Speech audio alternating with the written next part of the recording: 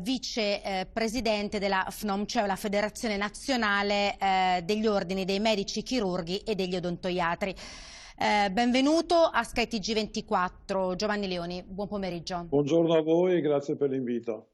Allora, io non voglio entrare, questa persona evidentemente era già nota alle forze dell'ordine, non voglio entrare nella motivazione, perché appaiono sempre tutte assurde, perché una volta è perché si vuole dimettere una degente, un'altra volta perché la si trattiene, invece un'altra volta perché le cose non vanno come devono andare. Fatto sta che il primario dice si tratta di una trincea. Io direi che molti pronti soccorsi sono diventati più che altro la terra di nessuno, fatemi dire.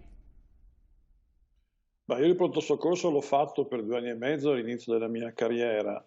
Ne posso dire che la situazione nel tempo è sicuramente peggiorata.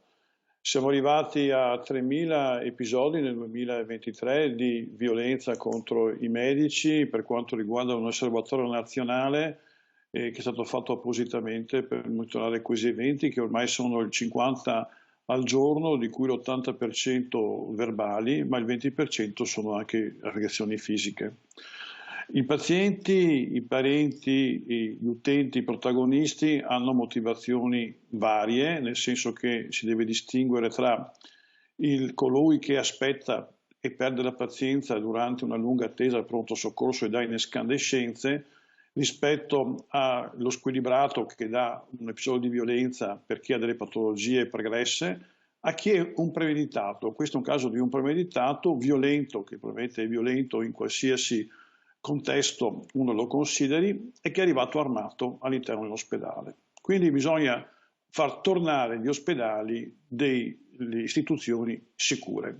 E col Presidente Anelli in questi giorni abbiamo discusso e proposto anche di utilizzare non solo le guardie giurate in ogni ambito a rischio, e parlo anche di tutte quante le guardie mediche territoriali che sono molte volte isolate, ma anche le strutture di comunità, ma anche la necessità di avere delle videosorveglianze fisse e quelle anche mobili, le body cam per l'identificazione dei soggetti, oltre che chiaramente anche la certezza di quello che è la pena. In ultima analisi, visto che non è il primo episodio di persone che arrivano armate negli ospedali, istituire anche l'utilizzo dei metadetector, come esistono negli aeroporti in certe situazioni a rischio, perché ormai siamo arrivati a livello che la gente arriva armata dentro gli ospedali, dentro i pronti soccorsi, che sono la massima espressione di quello che è la disposizione d'animo di medici e infermieri nei confronti dell'individuo. La massima solidarietà naturalmente al collega Procopio, che è stato aggredito alle spalle. La cosa deve fare riflettere, perché chi l'ha colpito non ha avuto neanche il coraggio di colpirlo davanti, ma ha aspettato che si girasse.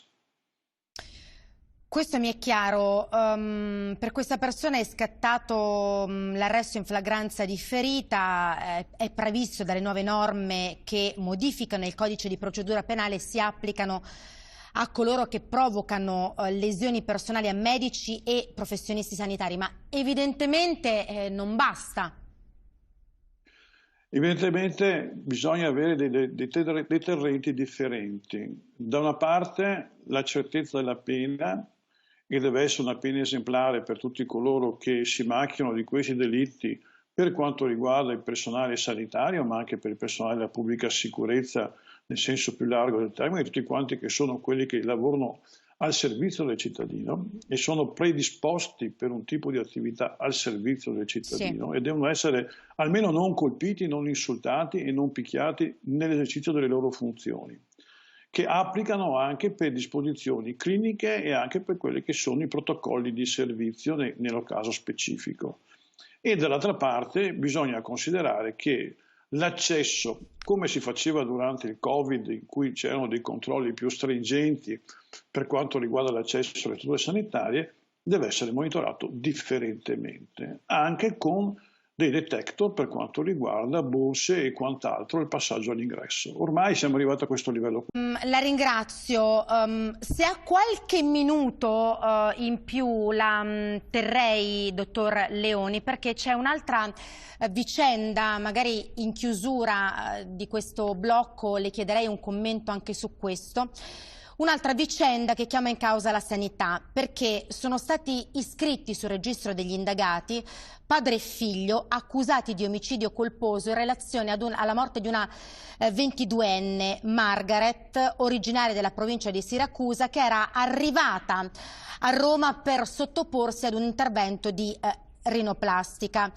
Allora noi guardiamo insieme questo servizio per inquadrare di che vicenda parliamo e poi la commentiamo con lei e con il dottor Andrea Spano, specialista in chirurgia plastica, ricostruttiva ed estetica, che saluto e ringrazio per essere questo pomeriggio a Timeline. State lì, seguiamo il servizio che racconta la cronaca, quello che è accaduto e poi parliamo. Ecco, voglio andare a chiudere gli ultimi 30 secondi anche con lei su questo, dottor Leoni. Sì, e c'è una procedura ben precisa per quanto riguarda l'autorizzazione all'esercizio delle strutture sanitarie. In generale consiglio di diffidare di prestazioni, come diceva il mio collega, al ribasso, soprattutto per quanto riguarda la chirurgia estetica e la chirurgia plastica, ma anche per quanto riguarda l'odontoiatria, tutte quante queste branche che sono con un grande interesse economico. Controllare anche quelli che sono i riferimenti dei siti, le autorizzazioni e soprattutto chiedere al proprio medico di famiglia, il proprio medico di fiducia, un consiglio su quale struttura scegliere per certi tipi di procedure, perché il medico di famiglia ha una conoscenza sicuramente maggiore di quelle che sono le possibilità di cure all'interno dell'ambito dove questa famiglia può andare a usufruire di queste prestazioni.